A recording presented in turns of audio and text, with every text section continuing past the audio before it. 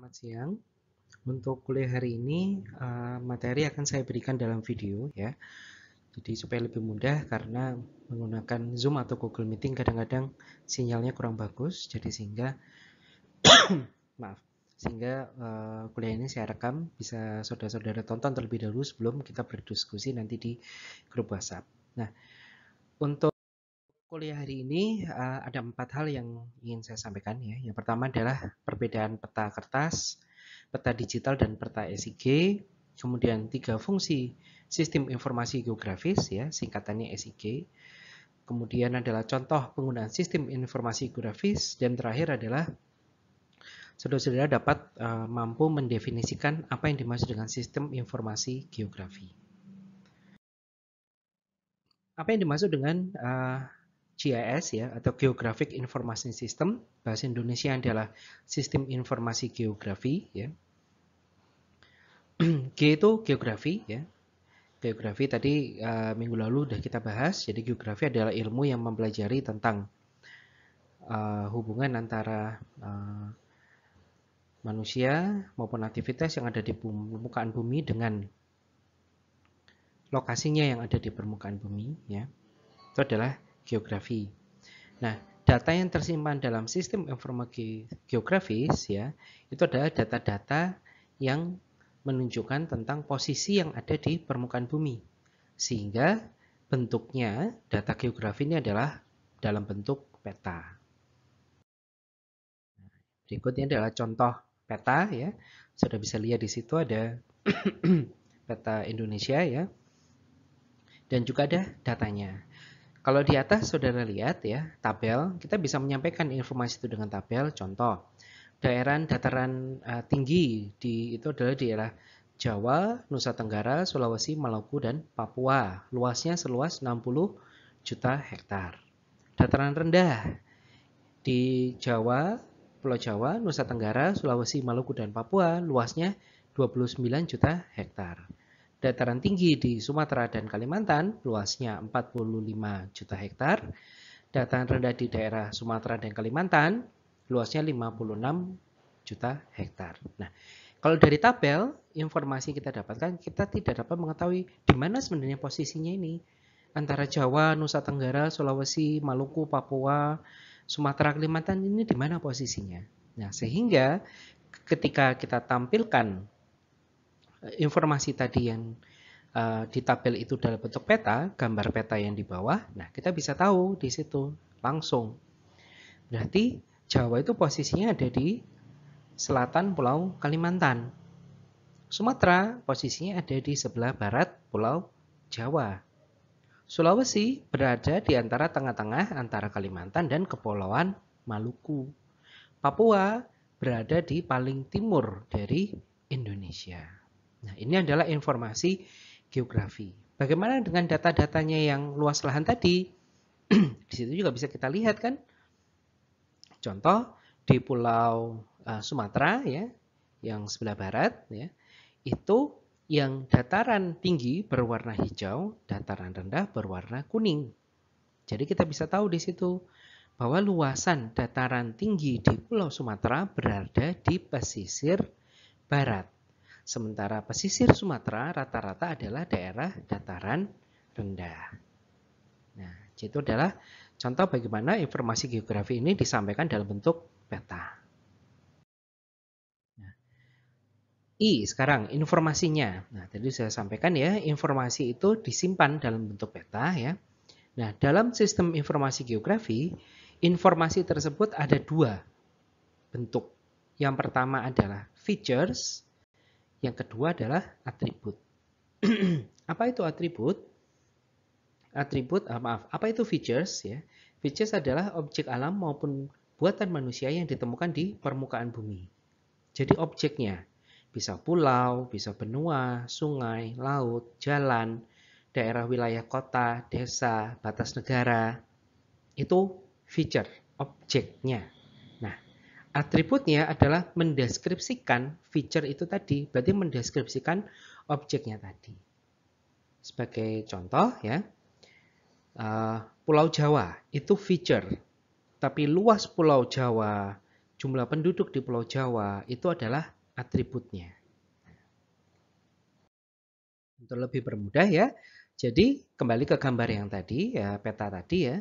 Di sini berarti yang termasuk feature apa? Ya termasuk feature adalah Pulau Sumatera, Pulau Jawa, Pulau Kalimantan, Pulau Sulawesi, ya, Kepulauan Nusa Tenggara, Kepulauan Maluku, dan Pulau Papua. Itu adalah feature-nya. Atributnya adalah yang menjelaskan tadi. Berarti apa di sini? Oh, di sini ada dataran tinggi dan dataran rendah. Kemudian contoh di situ ya, yang sebelah kiri, kalau sudah lihat kan ada informasi land area, itu berarti luas areanya. Terus hutannya pada tahun 90 itu ada 32 juta hektar yang pojok sebelah kiri bawah ya. Kemudian hutan yang dibuka itu sebanyak 0,9 juta hektar ya. Sehingga sekitar 2% dari lahan hutan di Pulau Sumatera sudah dibuka pada tahun 1990. Jadi informasi yang ditampilkan dari features itu disebut dengan atribut. Ya, feature-nya ini tadi, pulau-pulau tadi, atributnya adalah informasi-informasinya itu tadi. Oke. Nah, terakhir sistemnya. Sistem apa? Jadi kalau sistem informasi geografi itu adalah menggunakan komputer untuk melakukan berbagai macam operasi pada informasi geografi. Nah, sehingga ada 3 komponen sistem di dalam sistem informasi geografi. Yang pertama adalah program untuk menggambar petanya. Yang kedua adalah program untuk database yang menghubungkan feature dan atribut ya. Jadi program untuk mengatur feature-nya tadi dan atributnya. Yang ketiga adalah program untuk menganalisa, mengedit, dan mengatur data geografi. Jadi 3 program ini harus ada di dalam sistem informasi geografi. Oke. Sehingga bisa kita simpulkan, sistem informasi geografi menyimpan data geografi yang dapat ditampilkan dalam bentuk peta. Ya. Informasinya dalam bentuk features dan atribut. Kemudian merupakan sistem yang terintegrasi, artinya menjadi satu kesatuan ya, yang digunakan untuk menampilkan, menyimpan, mengatur, dan menganalisa data geografi. Ingat di sini kata kuncinya yang terakhir ya, sistem yang terintegrasi yang digunakan untuk menampilkan, menyimpan, mengatur, dan menganalisa. Jadi ada 4 fungsi utama di dalam sistem informasi geografi ini. Oke. Ini adalah contoh dari berikutnya akan saya berusaha untuk memberikan perbedaan dari peta kertas, peta digital, dan peta sistem informasi geografi. Yang ada di tampilan ini adalah merupakan peta kertas. Jadi kalau peta kertas itu biasanya hanya menampilkan lokasi dari suatu tempat. Dan dia hanya bersifat statis, hanya satu tampilan. Tidak bisa kita rubah-rubah. Nah, peta digital, contoh seperti menggunakan Google Map, ya di aplikasi handphone saudara-saudara ada Google Map, itu adalah peta digital karena dia dapat ditampilkan ya menggunakan perangkat elektronik, apa itu komputer atau itu HP, ya, dan memiliki alat navigasi peta. Dengan Google Map, saudara bisa menzooming, ya. Jadi menzoom itu adalah memperjelas areanya tadi.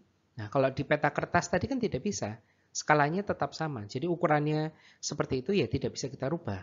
Kalau di peta digital kita bisa merubah ukurannya sehingga menjadi lebih detail. Nah, dan yang terakhir, peta SIG, peta sistem informasi geografi. Kalau peta digital tadi mampu menampilkan data geografi dan kita bisa merubah bentuknya tidak statis ya. Di dalam peta SIG itu memiliki database. Apa yang dimaksud dengan database? Tadi saya di awal sudah sering berbicara tentang database ya. Database itu adalah kumpulan informasi tentang objek atau features ya yang ada di dalam peta. Jadi database adalah kumpulan atribut dari features yang ada di peta sistem informasi geografi. Oke. Jadi peta sistem informasi geografi ya, itu memiliki program untuk memanggil database yang terkait, menampilkan jenis data yang berbeda, melihat hubungan antar data, menganalisa data untuk menghasilkan informasi baru. Nah, contoh misalkan kita punya peta Kota Malang, ya, kita ingin melihat jarak terdekat antara kampus Unitri menuju katakanlah Terminal Arjosari. Jadi kita ingin mengetahui lewat mana dia bisa menuju Terminal Arjosari paling dekat. Kan ada banyak jalan, bisa lewat Jalan Veteran, kemudian lewat Jalan Jagung Suprapto, ya, masuk ke Ahmad Yani terus ke terminal. Tapi juga bisa dari Tribhuwana, ya, kampus Unitri, kita melewati Dinoyo, kemudian lewat Soekarno-Hatta kemudian masuk ke Ahmad Yani ke Terminal Arjosari, seperti itu. Jadi kita bisa mengambil database yang terkait, ya, dan menampilkan jenis-jenis data yang berbeda tadi untuk menganalisa, menghasilkan informasi terbaru, ya, yang digunakan untuk memecahkan permasalahan yang kita hadapi. Gitu. Nah, peta SIG tadi sudah saya sampaikan, ya, dapat digunakan untuk menjawab pertanyaan atau masalah yang berkaitan dengan data geografi. Ya. Contoh di sini, ya, bagaimana kita akan mencoba menentukan lahan yang dapat digunakan untuk menanam bahan baku pabrik keripik apel yang bertempat di Kota Batu. Nah, di sini, ya, informasi apa yang sudah kita dapat? Yang pertama, akan membangun pabrik, akan menentukan lahan yang akan digunakan untuk menanam apel di Kota Batu. Pabriknya di mana? Di Kota Batu. Nah, itu informasi pertama yang kita dapatkan. Ini ada syaratnya. Yang pertama, lahan berada di radius 20 km dari pabrik. Ya. Sehingga ini contohnya, ini adalah Kota Batu. Ini saya menggunakan softwarenya adalah Google Earth, ya. Ini adalah peta Kota Batu. Nah, di Kota Batu, nah, ini kita akan bangun pabriknya di tengah sini, dekat senternya Kota Batu.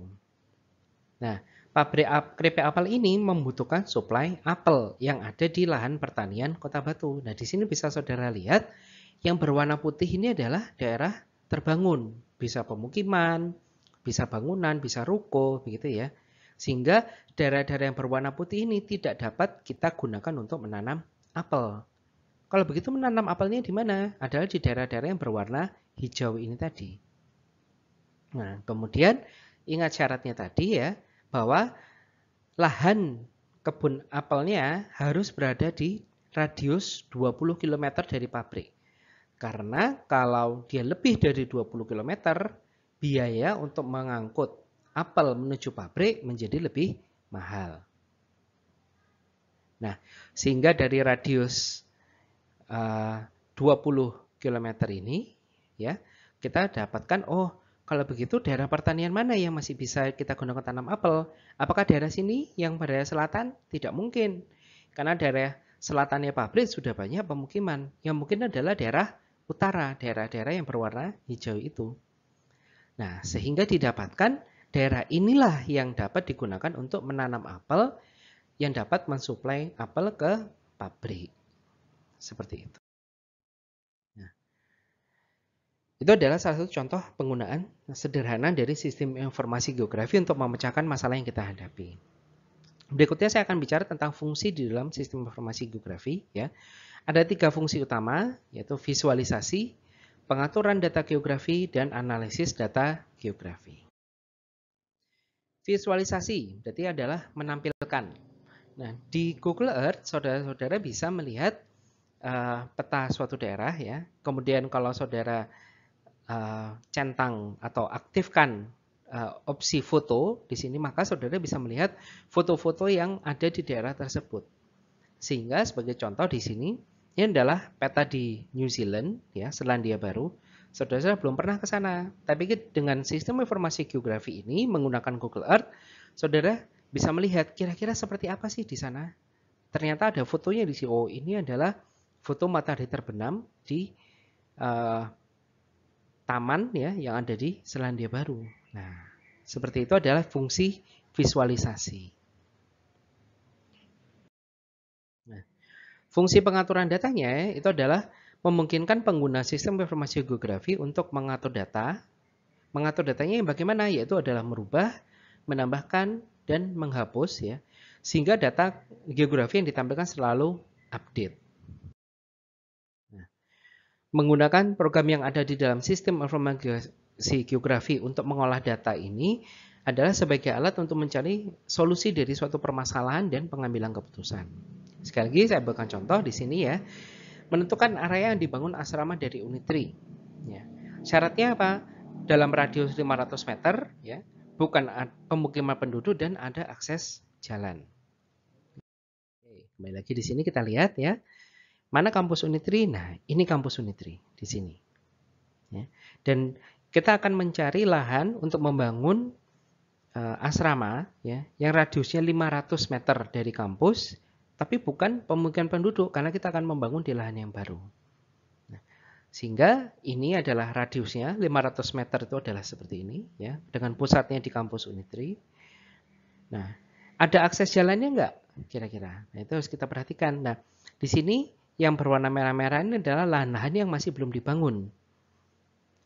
Nah, ini kemungkinan bisa kita bangun. Nah, tapi kemudian kita lihat akses jalannya bagaimana. Ternyata ini adalah akses jalan utama, ya, yang ada dari kampus ya, sehingga daerah yang akan dibangun adalah daerah yang ada akses jalan tadi. Dan terakhir sebagai kesimpulan, sistem informasi geografis adalah menyimpan database dan menampilkannya dalam bentuk peta.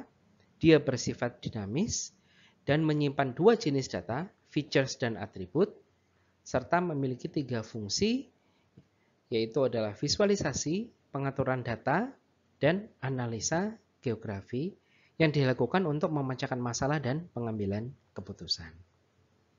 Oke, baik, materinya saya cukup segini dulu. Nanti kita akan berdiskusi menggunakan grup WhatsApp ya. Bisa kita mulai mungkin sekitar pukul 13.30. Terima kasih atas perhatiannya. Selamat siang.